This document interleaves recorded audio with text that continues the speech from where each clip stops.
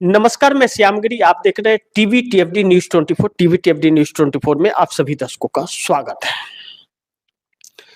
RSS और मोदी का America तस्वीर उजागर कर दिया, असली चेहरा सामने आ गया। इसी पर है आज की पूरी चर्चा। लेकिन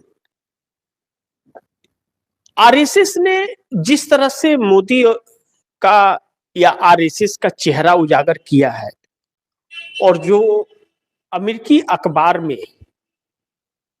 फर्स्ट पेज पर और पूरे अंदर भी छपा, उसका असर पूरी दुनिया में पड़ने वाला है। और पूरी दुनिया में असर क्या पड़ेगा, वह खबर तो भारत का है, लोग इस पर भी चर्चा करेंगे। लेकिन फर्क यह पड़ेगा कि जो दूसरे देशों के लोग हमारे देश में इन्वेस्टमेंट करते हैं, पूंजी इन्वेस्टमेंट करते हैं, उसका योगदान बहुत काफी है। और मोदी सरकार की गलत नीतियों की वजह से और तानाशाहियों की वजह से हमारे देश से पैसे जो इन्वेस्ट किए गए थे, दूसरे देशों के धंधा सेठों ने, उद्योगपतियों ने जो लगाया था पैसा, वह पैसा विड्रॉ कर लिया, जिसके वजह से शेयर मार्केट पूरा खोखला हो गया है। और अब जब आरएसएस को लेकर के अमेरिका ने और नरेंद्र मोदी को लेकर के जो अमेरिका के अखबारों ने छाप दिया तस्वीरों के साथ, प्रधानमंत्री मोदी की भी बड़ी खूबसूरत तस्वीर छापी है कि कितने बड़े तानाशाह और देश के धोखेबाज हैं, वह देश के लोकतंत्र पर हमला है।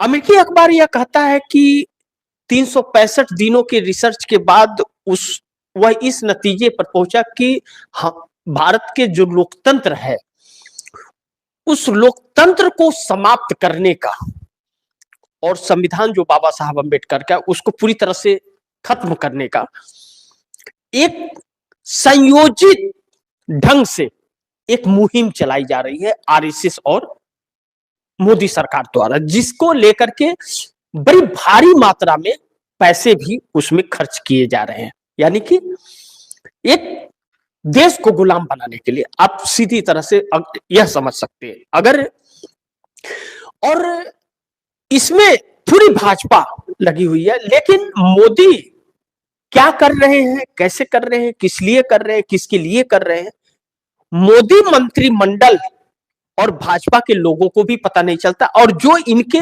पत्रकार हैं, जो इनको कवरेज करते हैं, उन्हें भी नहीं पता रहता कि यह क्या करने वाले हैं।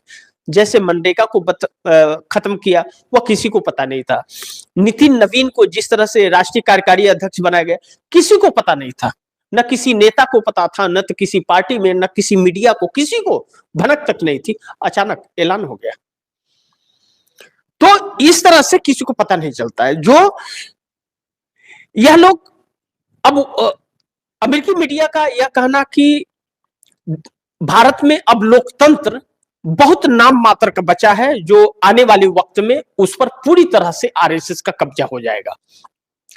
तो आरएसएस इस देश को हिंदू राष्ट्र बनाना चाहता है। जैसा मैंने कहा कि आरएसएस और मोदी का अमेरिका ने तस्वीर उजागर कर दिया। तो यह क्या चाहते हैं, असली चेहरा इनका क्या है? असली चेहरा इनको है कि इस देश को गुलाम बना करके और राजा की तरह जीना और इस देश की जनता को अपना प्रजा बना लेना, कि जो हम टुकड़े आपके ऊपर फेंकेंगे उसको खा करके आप जी लो, अन्यथा दुनिया छोड़ करके जाओ, आपके लिए कोई स्पेस नहीं छोड़ेंगे। तो जब यह परिस्थिति है देश के अंदर, तो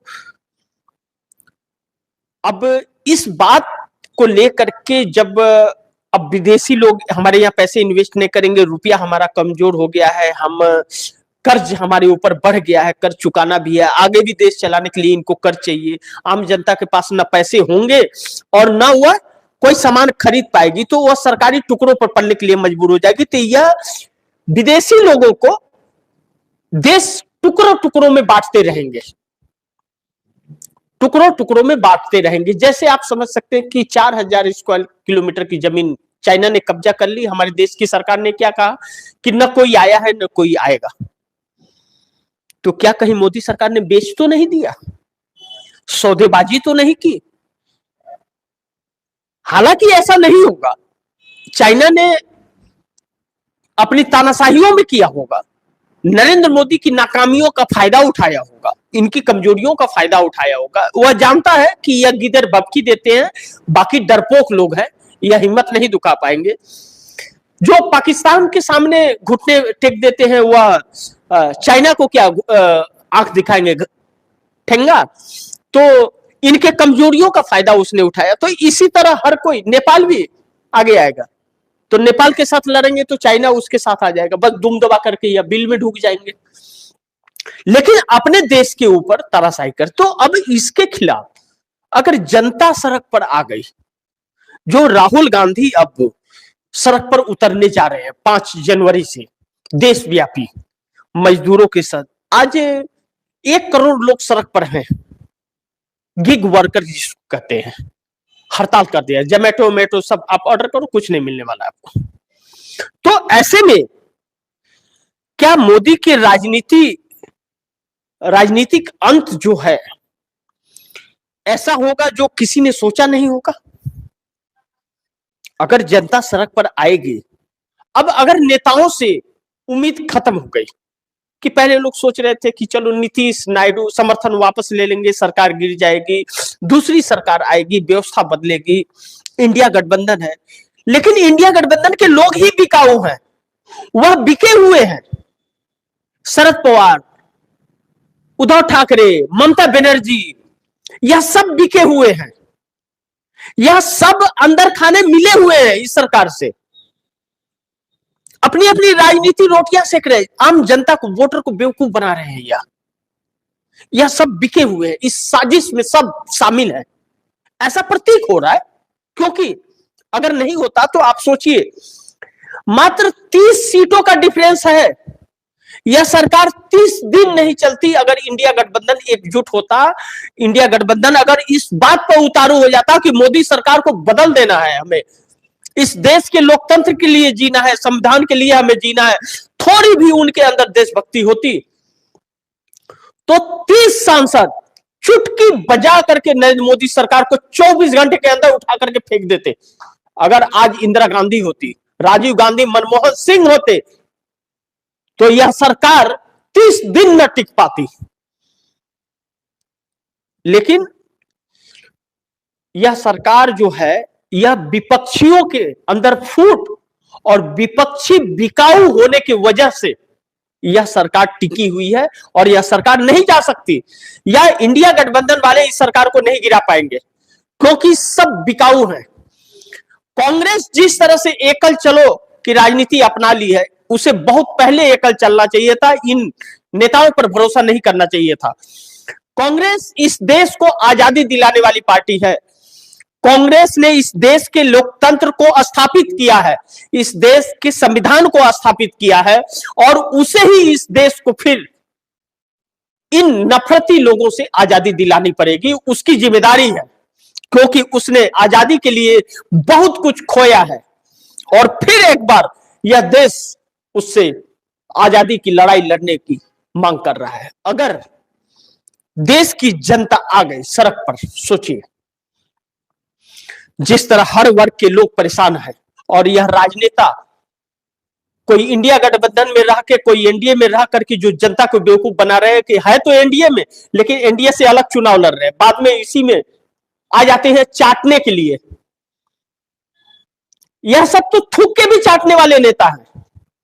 पहले के नेताओं की तो जबान भी होती थी कि यह वादे कर दिए तो वादे नहीं 100% तो 80% तो पूरा करते थे, 50% तो पूरा करते थे। ये सब तो लुटेरे आ गए जो लूटने में लगे हैं, लूट करके इनके पेट नहीं भर रहे। तो ऐसे में देश का क्या, अमेरिकी अखबार ने सारे तस्वीर इन लोगों के उजागर करके विश्व को चौंका दिया है। और अब अगर जनता सड़क पर आ गई और जनता ने यह ठान लिया कि हमें इन लोग ऐसे नफरती नेताओं को सबक सिखाना है, धोखेबाजों को सबक सिखाना है, तो मोदी की राजनीतिक अंत जिस तरह होगी ऐसी होगी कि जनता सड़क पर उतर करके खदेड़ देगी, यह तो मोदी ने कभी सपने में सोचा नहीं होगा। और अमेरिका ने यह तस्वीर छाप करके मोदी और भाजपा को ले डूबी है, यह तो सत्य है। क्योंकि यह देश में तानाशाही ब्यूरोक्रेसी से दिखा सकते हैं, लेकिन कब तक? जिस दिन डरना जनता ने बंद कर दिया, उस दिन यह ब्यूरोक्रेसी काम नहीं आएगी और इस सरकार की तानाशाही भी काम नहीं आएगी। जनता ने एक दिन हिम्मत दिखा दिया अगर, तो इनकी सारी तानाशाहियां निकल जाएंगी। लेकिन कहते हैं कि हमारे देश की लोकतंत्र की जड़ें बड़ी मजबूत है, लेकिन न्यायपालिका भी तो उसी में शामिल होता हुआ नजर आ रहा है। या मैं नहीं कह रहा हूं, यह अमेरिकी अखबार कह रहा है कि अदालत से लेकर ब्यूरोक्रेसी तक पैठ बना चुकी, जड़ें फैला चुकी है आरएसएस, सब संघी हो चुके हैं। और यह फैसलों में दिखता भी है, कानूनों में भी दिखता है। इस देश को बेचने के लिए एक एक नए नए कानून का आगाज मोदी सरकार करती है, नाम बदलती है और दूसरे मुल्कों के से चंदा लेती है और धंधा कर रही है, बेचती जा रही है। एक दिन ऐसा ना आए कि इस देश के पास खोने के लिए भी कुछ न बचे।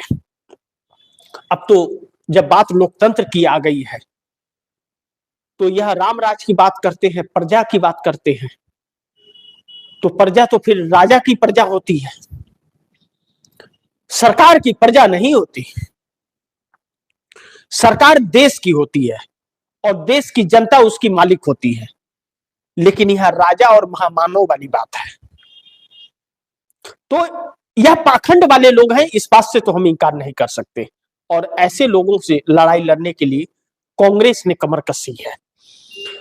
शुक्र है कि कांग्रेस अब इन नेताओं के पाखंड से अलग निकल करके अपनी लड़ाई लड़ने के लिए निकल पड़ी है। यह सौभाग्य है इस देश का कि फिर एक बार आजादी की लड़ाई लड़ने के लिए कांग्रेस इन सभी इंडिया गठबंधन के नेताओं से धोखा खाने के बाद निकली है। अगर इंडिया गठबंधन एकजुट रहा होता तो आज यह सरकार न रही होती। लेकिन चाहे ममता बनर्जी हो, नीतीश नायडू हो, शरद पवार, उद्धव ठाकरे हो, इन सब ने इस देश को कहीं ना कहीं धोखा ही दिया और सब मोदी के तानाशाहियों में शामिल रहे, इनकी तानाशाहियों को बरकरार रखने में शामिल रहे। इस बात से इनकार नहीं कर सकती। तो आगे देखते हैं क्या होता है। तस्वीरों को तो उजागर कर दिया और नए साल की आप सभी दर्शकों को, टीवीटीएफडी न्यूज 24 के सभी दर्शकों को बहुत बहुत बधाई हो नए साल की। भगवान आप सभी दर्शकों के घरों में खुशियां लाए, पूरा परिवार खुशी से रहे, अच्छा रहे, स्वस्थ रहे। लेकिन गुजारिश है कि खबरों पर भी नजर बनाए रखिए और सोचिए कि क्या चल रहा है देश में, क्योंकि यह देश आपका है। तो इसी के साथ इजाजत चाहूंगा, अगली खबर के साथ फिर हाजिर होऊंगा। आप दर्शकों की क्या राय है, सुझाव है, कमेंट बॉक्स में जरूर दीजिएगा। इस खबर को ज्यादा से ज्यादा शेयर कीजिए, अपने दोस्तों को भी कहिए आगे शेयर करें। आपने चैनल को सब्सक्राइब नहीं किया, सब्सक्राइब कर लीजिए, अपने दोस्तों से भी कराइएगा।